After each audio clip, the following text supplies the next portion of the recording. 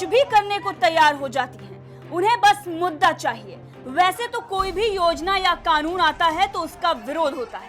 अपने अपने हिसाब से लोग अपनी सहूलियत को देखते हुए कानून या योजना पर अपने विचार रखते हैं और अगर सुनवाई नहीं होती है तो फिर धरना या विरोध प्रदर्शन करते हैं। लेकिन जब इस प्रदर्शन में राजनीति घुस जाए और किसी भी हद तक जाने को प्रदर्शनकारी उतारू हो जाएं, तो वो जनता के हितों को भूल जाते हैं।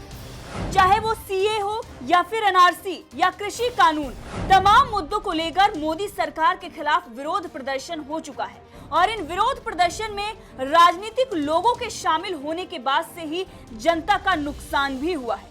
देश में विरोधी पार्टियां सत्ता तक पहुंचने के लिए आंदोलन का सहारा लेती हैं और इसीलिए फिराक में बैठी होती हैं कि कौन सा मुद्दा आए और वो उठाकर अपनी राजनीतिक रोटियां सेक सकें।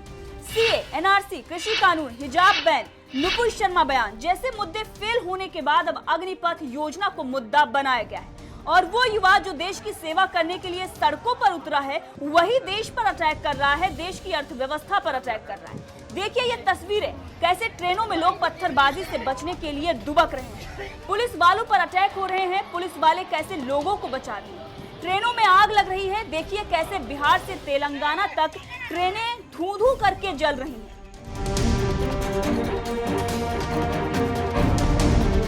सेना में भर्ती की अग्निपथ योजना के खिलाफ पूरे देश में उग्र प्रदर्शन हो रहा है। इसमें सरकारी संपत्ति को किस तरीके से नुकसान पहुंचाया जा रहा है आप साफ तस्वीरों में देख सकते हैं। सबसे ज्यादा नुकसान रेलवे को ही पहुंचाया जा रहा है क्योंकि प्रदर्शनकारी रेलवे को सबसे ज्यादा निशाना बना रहे हैं। प्रदर्शनकारियों ने कई ट्रेनों को आग के हवाले कर दिया है।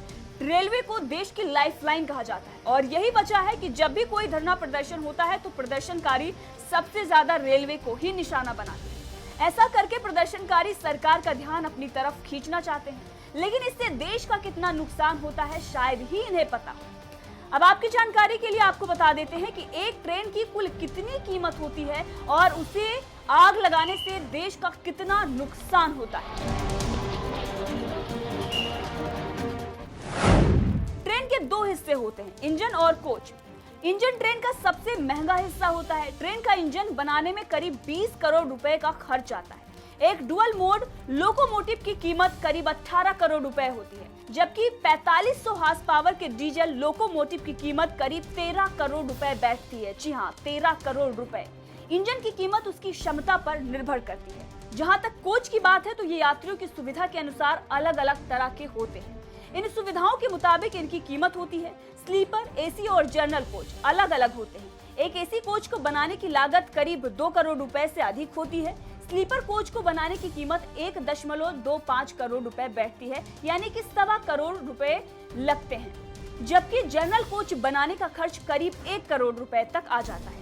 एक एक्सप्रेस ट्रेन में 22 से 24 डिब्बे होते हैं। इस लिहाज से 24 डिब्बों की कीमत 2 करोड़ रुपए प्रति कोच के हिसाब से 48 करोड़ रुपए तक बैठ जाती है। अगर इनमें इंजन की कीमत भी जोड़ दी जाए तो एक पूरी ट्रेन करीब 68 यानी कि 68 करोड़ रुपए की होती है। इसी तरह सामान्य से एक्सप्रेस ट्रेन बनाने का खर्च 50 करोड़ रुपए से 100 करोड़ रुपए तक के बीच आता है। वहीं वंदे भारत जैसी अत्याधुनिक ट्रेनों की अगर हम बात करें तो इसकी कीमत करीब 110 करोड़ रुपए तक की आती है। अब आप समझ गए होंगे कि बिहार से लेकर तेलंगाना तक जो ट्रेनें चल रही हैं, इससे देश का कितना नुकसान हुआ है।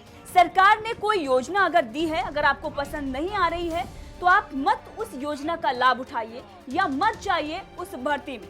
ये आपके पास ऑप्शन खुला हुआ है। पूर्णकालिक वैकेंसी नहीं निकल रही है, इसीलिए छात्रों का भी गुस्सा जायज है। लेकिन क्या ये सही तरीका है या यही तरीका होना चाहिए? वैसे अगर देखा जाए तो जो विरोध प्रदर्शन कर रहे हैं उसमें छात्र नहीं बल्कि राजनीतिक लोग ज्यादा हैं और इसीलिए वो अपनी राजनीति को चमकाने के लिए देश की अर्थव्यवस्था पर आघात कर रहे हैं। वो लोगों के हितों के बारे में बिल्कुल भी सोच नहीं रहे।